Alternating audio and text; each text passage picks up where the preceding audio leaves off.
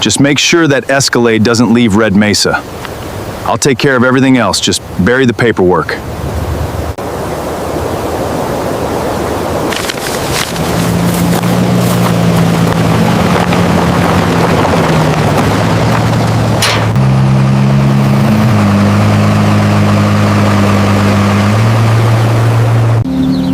This is HOA land, and you know it. Put this bolt cutters down right now. You have no right to be here. You are making a huge mistake. You need to stop this right now, Ethan.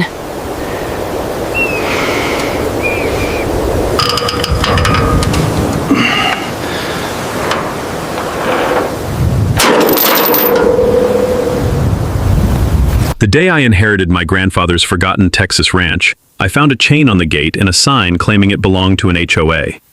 3 days later, oil crews struck black gold under my land. By sunset, the HOA demanded I hand over everything. That was when I found my grandfather's final note.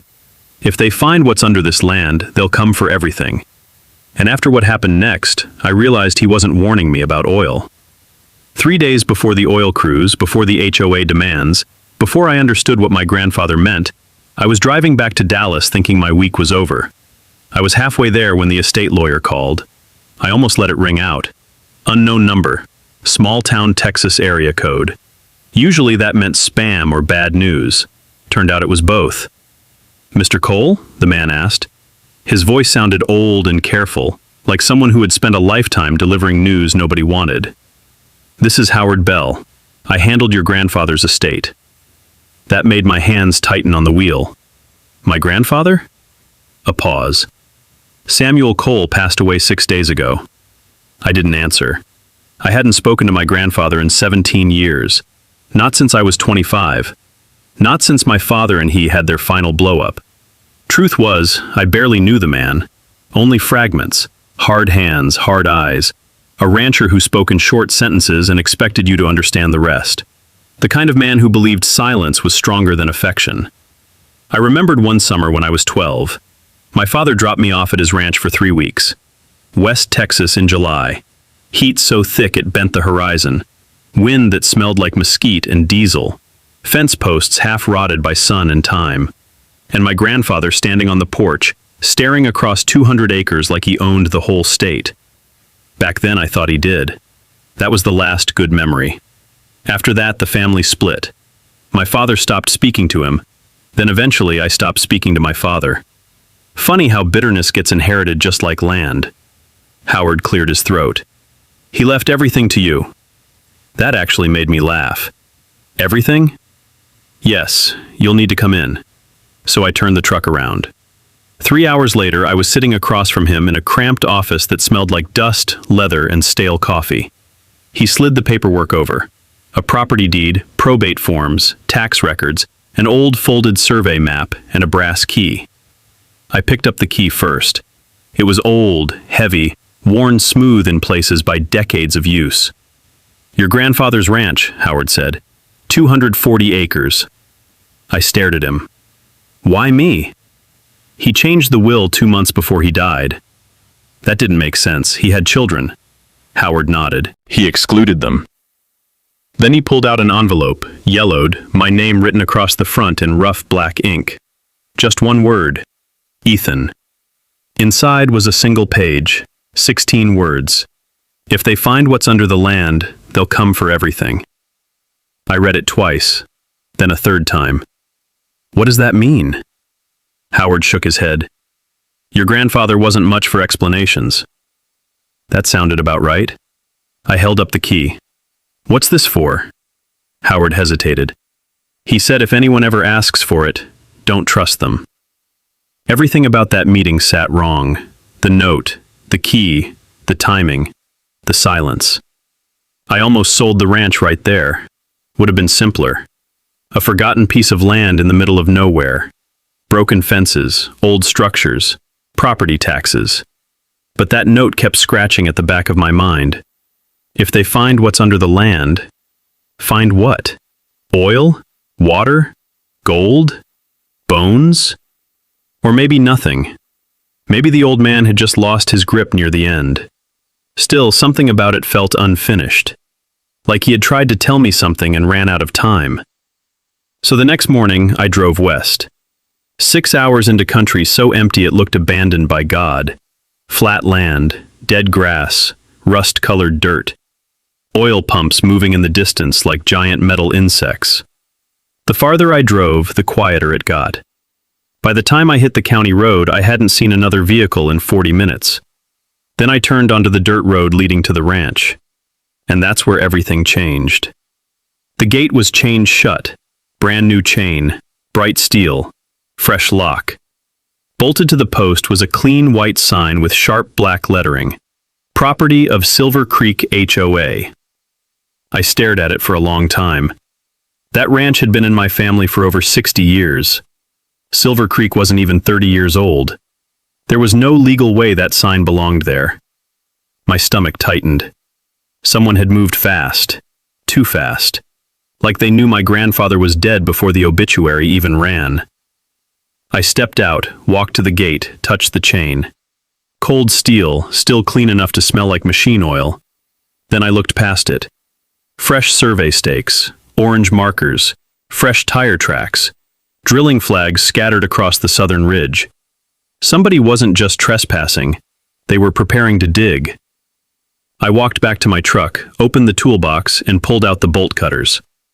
That brass key sat heavy in my pocket, and for the first time I thought maybe my grandfather hadn't been paranoid at all. Maybe he had been warning me. I snapped the chain, pushed the gate open, and stepped onto land somebody was already trying to steal. The first thing I did was drive the perimeter. If people had been on my land, I needed to know how much of it they had touched. The ranch felt bigger than I remembered. 240 acres of dry Texas earth, mesquite trees, broken fencing, cattle paths that hadn't seen cattle in years. But the southern ridge looked wrong. Fresh tire tracks, heavy ones, industrial.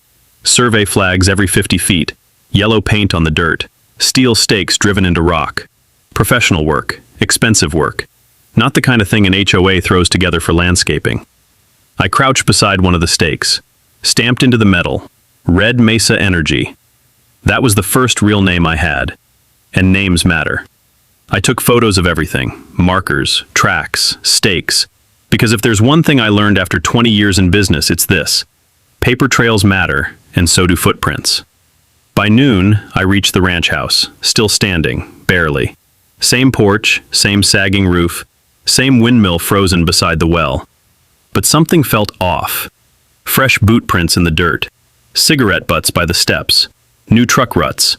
People had been here recently, watching, waiting. I pulled the brass key from my pocket and slid it into the front door. Perfect fit. Inside smelled like old wood, dry dust, and heat. Most of the furniture was still there under sheets. A couch, a kitchen table, 2 chairs. My grandfather's rifle hanging on the wall. That hit me harder than I expected. Like he might walk back in any second. I spent hours searching the house for paperwork, maps, anything useful. Nothing. Just pieces of a life left half-finished. Around 4:30 I heard engines. 3 white trucks rolled up the dirt road, Red Mesa Energy logos on the doors. The lead truck stopped. A man in a pressed field shirt and hard hat stepped out, clipboard in hand. Mid-50s. The kind of man who looked like he had spent his whole life reading land. "You Ethan Cole?" he asked. I nodded. "Tom Weaver, senior field geologist." I didn't shake his hand. "What are you doing on my property?" He glanced toward the southern ridge. "Depends whether anyone's shown you the mineral report." That got my attention. "What report?" He frowned. "Your grandfather never told you?" He flipped his clipboard and showed me a sheet. Pressure estimates, core samples, density ratios, extraction forecasts. I didn't know oil, but I knew valuation. Those numbers meant one thing: money. A lot of it. Tom looked back at the ridge. "There's a lot of oil under that ground." "How much?" He gave a short laugh. "Enough to make everybody around here interested." That was the moment everything shifted. Suddenly my grandfather's note made sense, at least part of it. Tom tucked the sheet away. "I'm guessing somebody will talk to you soon." He left. 2 hours later, somebody did. A spotless black Escalade rolled up the drive like the person inside wanted an audience before a single word was spoken. A woman stepped out. Late 50s, blonde, perfect posture. White blouse, tailored slacks, shoes too expensive for dirt roads and somehow still clean. That told me everything. She wasn't from land. She was from offices. Paper. Control. She smiled. "Mr. Cole." I said nothing. She held out a hand. "Linda Carrington, president of Silver Creek HOA." Behind her came another woman, early 30s, brown hair tied back, carrying a thick file. Her name was Claire Dawson. Right away, something felt different about her. She wouldn't look at me. Wouldn't look at Linda either. Linda walked onto my porch without asking. "This doesn't have to be difficult," she said. Right then, I knew what kind of conversation this was. She opened the file. Claire handed over documents. Linda spread them across my grandfather's porch table like she was laying out a winning hand. Annexation agreements, mineral rights transfers, fee notices, compliance records, all neat, all official looking, all fake. The signature supposed to be my grandfather's wasn't even close. I had just read his handwriting that morning. Linda tapped one page. "Your grandfather signed these 8 years ago." At that moment, Claire dropped the folder. Papers spilled across the porch. Too clean to be accidental. One page slid against my boot. I caught it before she could. One thing jumped out immediately. Parcel 117A. But the deed in my truck, the one Howard gave me, was 117C. Not the same land. Not even close. Claire snatched the paper back, hand shaking. Linda kept smiling. "This gives Silver Creek authority over the mineral rights beneath your property." I looked up.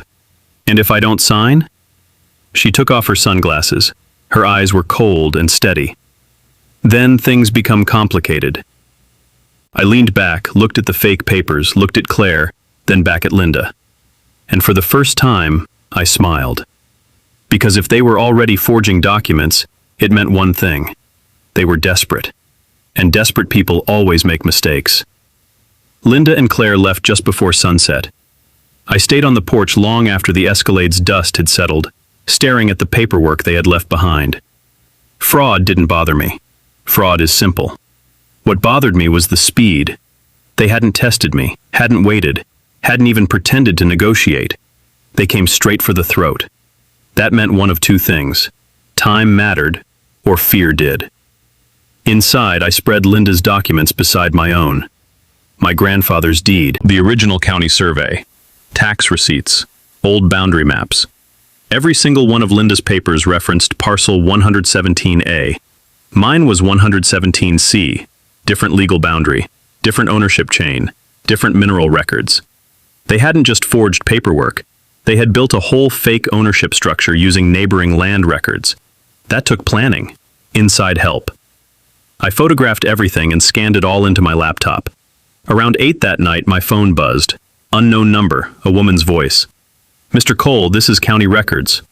I looked at the clock. 8 p.m. County offices closed at 5. That meant somebody was pulling strings after hours. "You've been notified of a property lien," she said. "For what?"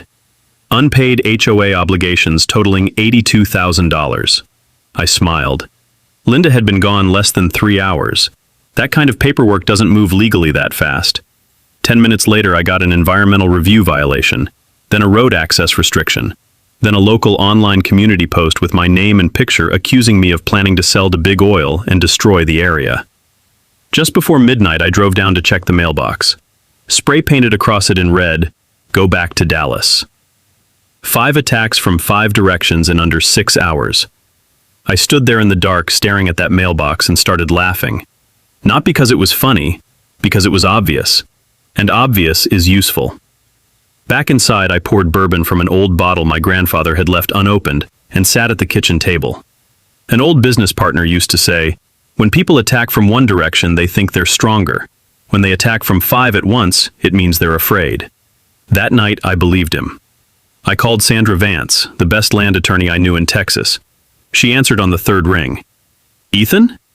I need your help." That got her attention. I spent 40 minutes laying it all out. The inheritance, the forged papers, Silver Creek, Red Mesa, the oil, The parcel mismatch, the lien, the environmental notice, the access restrictions, the smear campaign. When I finished, Sandra was quiet. Then she said, "They're moving too fast." Yeah. That usually means they're either confident or scared. I finished for her. And I'm betting scared. She laughed once. "Send me everything, right now." Then she said something that stayed with me. "I'm forwarding this to the state board." "For what?" "Insurance." "Against what?" Her voice lowered. "Local corruption." That landed heavy because by then I already knew the pressure wasn't random. I sent her everything, then locked the doors, loaded my grandfather's rifle, and sat by the window watching the dark. After midnight, I saw headlights moving slowly along the southern ridge. No engine noise, just lights. Watching. That was when the real thought hit me.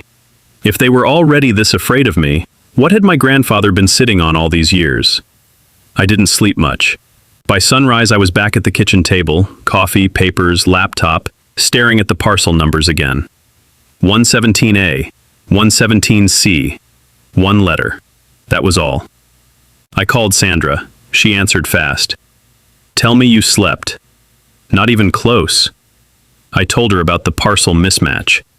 "That's not simple forgery," she said. "What is it?" "Layered fraud. Somebody used a neighboring parcel and built legal cover around it. That takes county access." County again. Same machine, different hand. Sandra told me to go to county records and pull the original plats before they realized what I was looking for. So I drove into town. County records sat in an old brick building that looked tired enough to be honest. But honest buildings can still hold dishonest people. The clerk behind the desk smiled too fast. Her name tag read, Nancy Benson. Same Benson from the environmental notice. I asked for original plats on parcel 117C. Her smile faded. "Why?" Not "how can I help," just "why?" That told me enough. "It's my property." She typed, stopped, typed again, then frowned. "That parcel falls under Silver Creek jurisdiction." I slid my grandfather's deed across the counter. "No, it doesn't." She stared at it too long, then said, "I'll pull the archive." She was gone 27 minutes, long enough to make calls, long enough to warn somebody. When she came back, she handed me the copies without meeting my eyes. I thanked her, left, and sat in my truck studying the map. Something felt wrong. The boundary lines were too dark, too clean. I rubbed my thumb over the western line, the ink smeared. I stared at the black streak on my thumb. 30-year-old archive ink doesn't smear like that. Fresh ink on county records meant one thing. They weren't retrieving history. They were rewriting it. Back at the ranch, I showed Sandra over video. She saw it immediately. "The western boundary's been shifted," she said. "Exactly 2.7 miles west. Enough to drag my ranch into Silver Creek HOA. But underneath the fresh line, barely visible, was the original county seal. The real boundary. Well outside Silver Creek control." Sandra looked straight at me. "This is bad." "How bad?" "Bad enough that somebody rewrote county history." That hit harder than I expected. Because if they were changing maps, this wasn't just land theft. It was institutional, protected. I ended the call and walked through the house again, slower this time. Men like my grandfather didn't trust banks, didn't trust lawyers. They hid things close. That was when I noticed the floor in the living room. One board sat slightly raised, barely noticeable unless you were looking. I grabbed a pry bar from the barn and worked it loose. Underneath was a rusted metal box, locked. I stared at the brass key, then slid it in. Perfect fit. Inside were folded maps, old surveys, handwritten notes, and a leather ledger. The first map was an original county plat from 1987. Clear as day. Silver Creek's boundary stopped 2.7 miles east, nowhere near my ranch. I opened the ledger. Page after page. Names, dates, cash payments, fake liens, forced foreclosures. 9 landowners over 12 years. All voluntary transfers. All ending in loss, silence, and handover. And at the bottom of almost every page, the same names. Linda Carrington, Sheriff Doyle, Nancy Benson, Dennis Hargrove, Red Mesa Energy. Then one entry stopped me cold. A 6-figure payment from Red Mesa to Silver Creek, 4 years ago, labeled Exploration Retainer. But Red Mesa had just discovered oil yesterday. That wasn't possible, unless they already knew. The oil wasn't the discovery, it was the excuse. Then I turned the page and froze. One final name written in my grandfather's hand. Dr. Alan Mercer, County Medical Examiner. Next to it, one word. Paid. I sat there staring at it, heart pounding. The question wasn't whether my grandfather had been murdered. The question was whether he knew it was coming. I photographed every page and sent everything to Sandra. Then I locked the box again and slid it back under the floor. At 9:17, my phone rang. Sandra. I pulled Mercer's records, she said. He retired 3 months ago. That's odd. It gets worse. Your grandfather's autopsy doesn't exist. I froze. What? No toxicology, no examination notes, just a death certificate. That made no sense. Sandra kept going. He changed his will 48 hours before he died. Not months, not weeks, 2 days. He knew. Before I could answer, I smelled smoke. I turned. The barn was on fire. By the time I ran outside, half the roof was already burning. Orange light, black smoke, heat rolling hard. This was no accident. Old wood burns fast, but not like that. Not in 4 corners at once. Accelerant. I ran to the side door, pulled it open, and stepped into a furnace. Then the door slammed shut behind me. I grabbed the handle. Locked. From the outside. That was when it hit me. This wasn't arson. This was murder. Smoke came fast, thick and black. I dropped low and crawled. Feed room left. Storage room back. East window if it was still there. The rafters groaned overhead. Something exploded behind me. A fuel can, maybe. I hit the storage room, reached blindly beneath a workbench, and my hand struck metal. A small steel box, bolted underneath. Hidden. My grandfather, even now, still hiding things. I yanked it loose, wrapped my arm through the handle, found the east window, smashed it with a shovel, and climbed through just before the room behind me lit up. I hit the dirt hard, rolled, coughed until my chest felt split open. Then I looked up. A silhouette stood by the tree line, watching. Not helping, watching. Then it was gone. A truck engine started in the dark and drove off. Whoever locked that barn wanted me dead. I sat in the dirt beside the steel box while the barn burned down.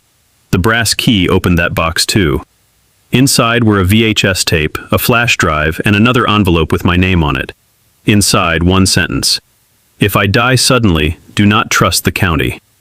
I plugged the flash drive into my laptop in the truck. One file. A video from 11 months earlier. It showed Linda Carrington standing on my grandfather's porch. My grandfather sat in a chair, older and thinner, but still sharp.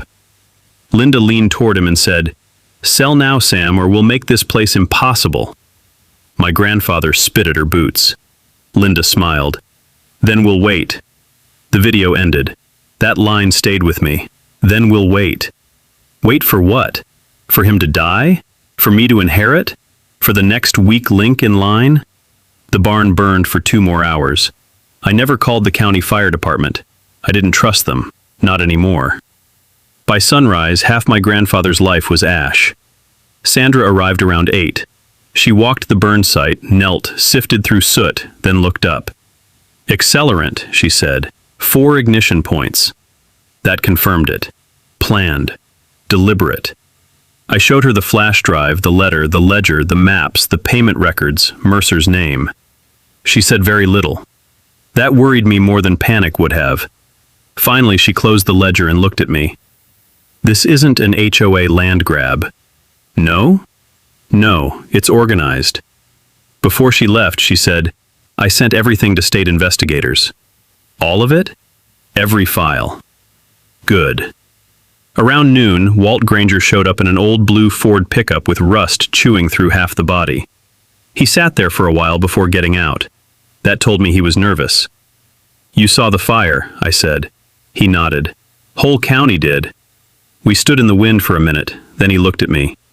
"You found it, didn't you?" "Found what?" "The box." I didn't answer. He exhaled. Your granddad hid that after 2018. Why? Because he knew they'd come. Who? He gave a dry laugh. Everybody. I told him about the ledger. His face tightened, then he nodded. Yeah. You knew? I knew enough. That made me angry.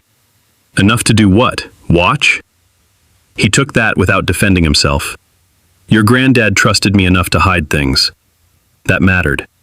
I asked him about Dr. Mercer, Linda, the county, Red Mesa. He answered carefully. Then he said the line that stopped me cold. They knew what was under that ridge years before the oil. That matched the ledger. I stepped closer. What's under it? Your granddad kept proof.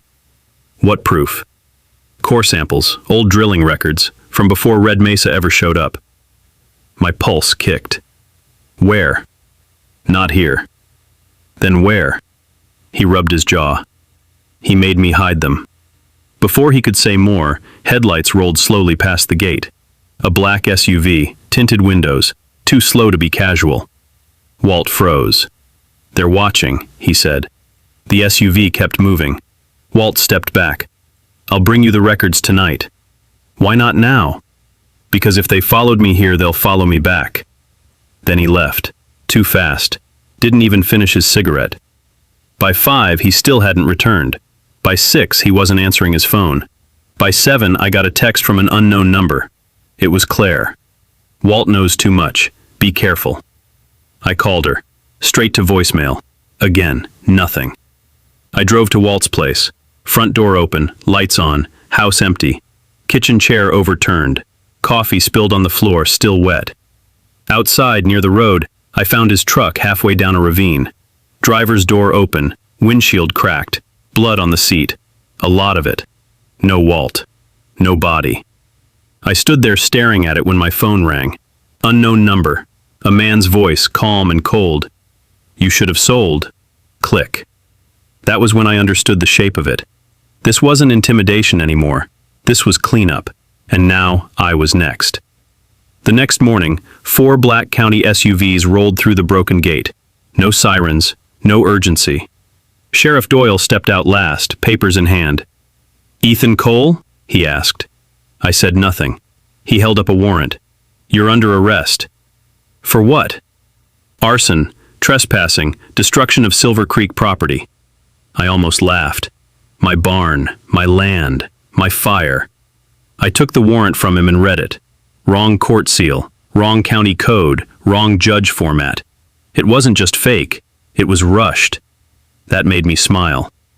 What's funny? Doyle asked. This warrant's fake. One deputy glanced at him, just for half a second. That told me not all of them knew. Doyle's face stayed flat. It's valid. No, I said. It's desperate. Then I pulled out my phone and started live streaming. Right there. Doyle's expression changed. Turn that off. I ignored him and held the warrant up to the camera. Sheriff Doyle is trying to arrest me on my own property with a forged warrant. The viewer count started climbing. Comments flooded in, screenshots, shares. People online love corruption, especially when it's live. One deputy leaned toward Doyle. Sir, 20,000 watching. Doyle took the warrant back and folded it. We'll be back with a real one, he said. Then they left. All 4 SUVs. Dust. Silence. But the damage was done. The video was out. For the first time, their machine slipped in public. My phone exploded with notifications. Sandra called immediately. What the hell was that? They made their move. At least now we have witnesses, she said. Then another text came in. Claire. County Line Storage, Unit 14. Midnight. They're moving everything. I called her. Voicemail. Sandra was still on the line. Trap? She asked. Maybe. But if Claire was telling the truth, this was the first real shot I had at seeing how deep the thing went. I loaded my grandfather's rifle, checked the truck, charged the phone, turned on the dash cam. For the first time since inheriting the ranch, I stopped reacting. Now I was hunting. County Line Storage sat 12 miles east of town near the county border. Rows of rusted units, broken floodlights, Chain link fencing, half abandoned. Perfect place to bury evidence. I parked a quarter-mile out and walked the rest. Unit 14 sat near the back, easy access, easy exit. I stayed low and waited. At 12:08, headlights rolled in. 4 vehicles. Linda's black Escalade, a county SUV, a red Mesa truck, a white county record sedan. Linda, Sheriff Doyle, Nancy Benson, and a man I hadn't seen before in an expensive suit and a red Mesa badge. They opened Unit 14 and started moving boxes. Fast. No wasted motion. I recorded everything. Labels on the boxes read Archive, Land Claims, Mineral Access, Board Minutes. This wasn't random storage. This was the machine. Then Doyle pulled out a rifle case. Inside was Walt's shotgun. My stomach dropped.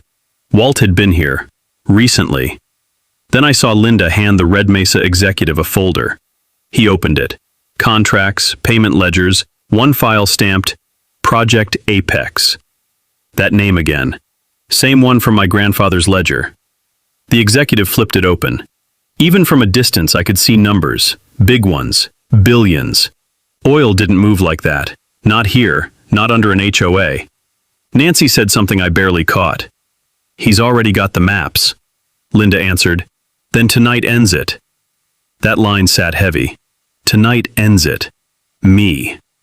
I realized then Claire hadn't warned me so I could watch. She warned me because this was the final move. Destroy evidence. Remove witnesses. Remove me. At 12:31, Doyle walked off toward the fence. Nancy went to make a call. Linda moved toward the Escalade. That left the Red Mesa executive alone with the Project Apex box. I moved. Fast. He heard gravel too late. I slammed him into the unit wall, grabbed the box and ran. He yelled. Doyle shouted. Everything exploded at once. Gun drawn, light swinging, Linda screaming. I made it to the truck and threw the box inside. That was when the county SUV rammed me. Hard. Passenger side. Glass everywhere. Doyle came again, not trying to arrest me, trying to kill me. I floored it, clipped his bumper, broke free, and tore through the side fence.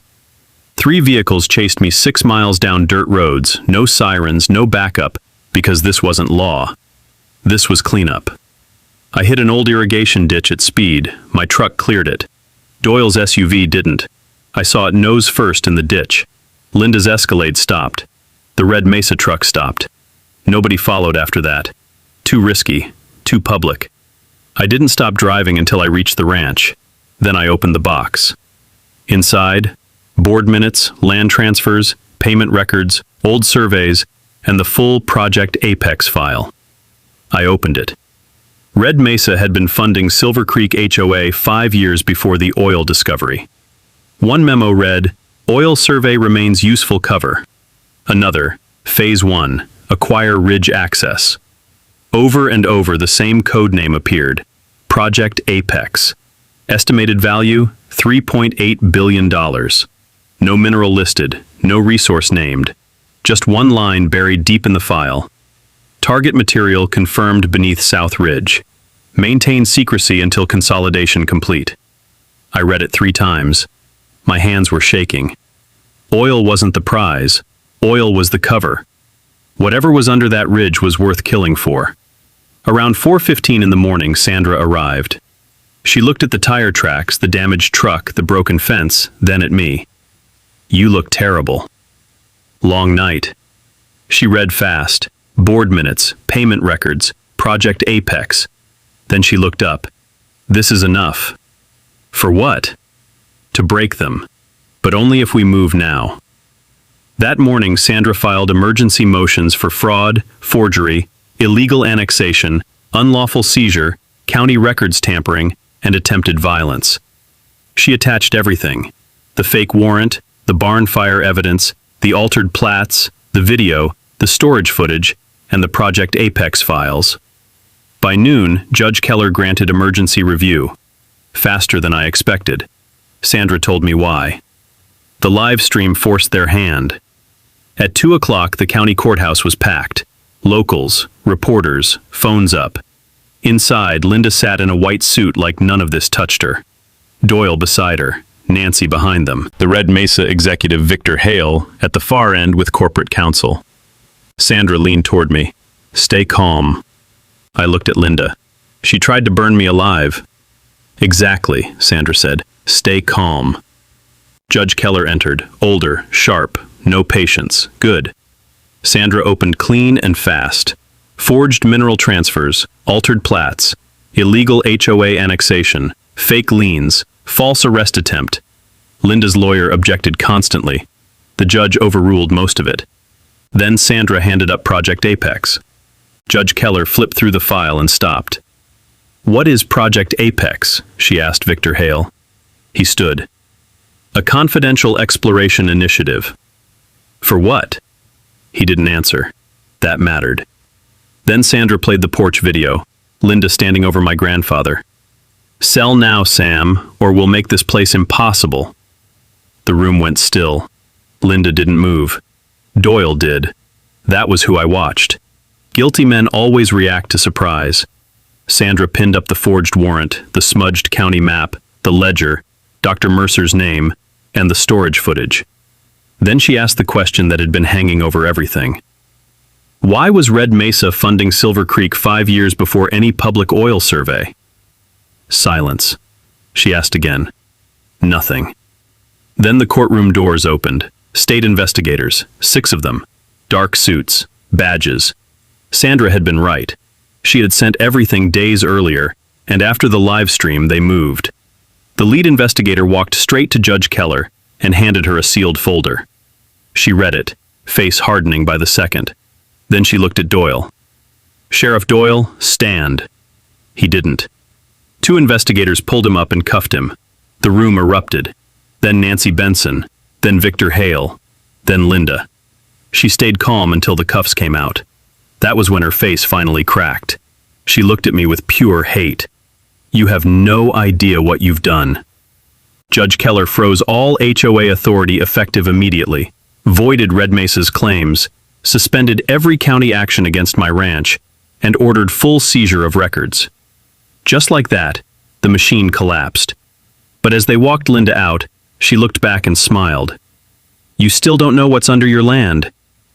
That hit harder than everything else, because she was right.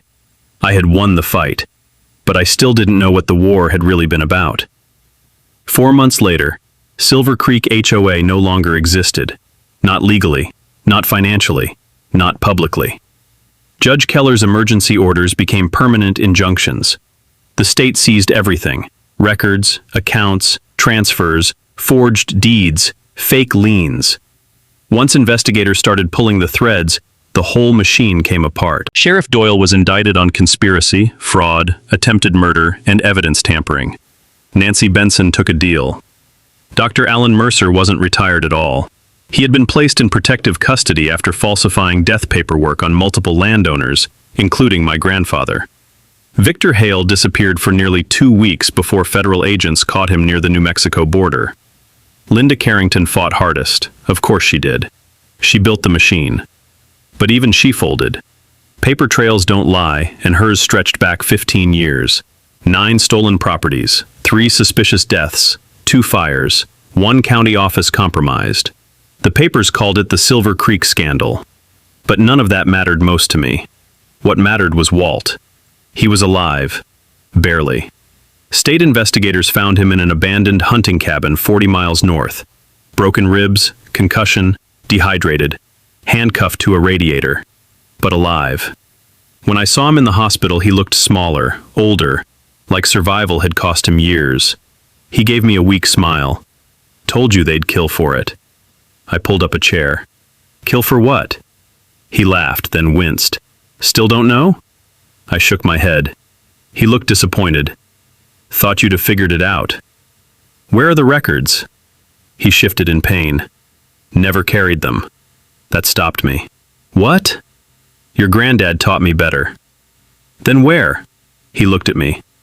"Old windmill, north pasture, buried under the concrete footing." My stomach tightened. "You buried them?" He nodded. "If they got me, they'd search the truck first." That sounded exactly like my grandfather. Layers, always layers. State investigators dug it up that morning, a sealed steel canister. An hour later, Sandra brought it into Walt's room and set it at the foot of the bed. Inside were old drill logs, core samples, geological reports dated 1989, all marked in my grandfather's handwriting. And one final envelope, my name. I opened it. If you're reading this, they found the ridge. Your father wanted me to sell. Red Mesa offered money back in '89, but it was never oil. Oil was only what they tell the public. The real value was in the black stone veins beneath the South Ridge. If they ever confirmed what I found, this land would never belong to our family again. That line sat in my hands for a long time. Sandra opened the geological reports, scanned the pages, then stopped. Jesus. What? She pointed at the mineral composition. Spodumene, lithium-bearing, high concentration, massive volume. I stared at her. How much? She checked the final estimate, then looked up. One of the largest undeveloped lithium deposits in Texas. And suddenly everything clicked. Project Apex, the forged deeds, the altered maps, the fires, the fake warrants, Walt's kidnapping, my grandfather's death.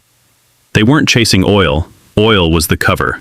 Lithium was the prize. Batteries, grid storage, defense contracts, billions far beyond what oil would have brought that patch of land. Walt nodded from the bed. Your granddad knew. I looked at him. Why didn't he sell? Walt smiled. Because Sam Cole hated being told what to do. That sounded exactly right. A month later, the state gave me options. Sell, lease, or convert the mineral rights into a protected reserve. I took the smartest one. Long-term lease, full land ownership, state oversight, no Red Mesa, no private takeover, and no HOA. I rebuilt the barn, kept the house, fixed the fences, left the burn mark on one support beam as a reminder. One evening I sat on that same porch watching the sun drop over the South Ridge. The same porch where Linda threatened him, the same ridge they were willing to kill for, the same land my grandfather refused to surrender. And for the first time in my life, I understood him. People think he died protecting land. He didn't. He died protecting choice. Because once something valuable gets discovered, everybody comes for it. Corporations, government, neighbors, even family. But ownership isn't really about what's under your land. It's about whether you're willing to fight for what stands on top of it. I still keep his brass key in my pocket. I don't need it anymore. But some things aren't meant for use. Some things are reminders. And every now and then, when the wind cuts across that South Ridge just right, I think about his first note. If they find what's under the land, they'll come for everything. Turns out he was right. They came for oil. But oil was never the prize. It was only the smokescreen for something much bigger.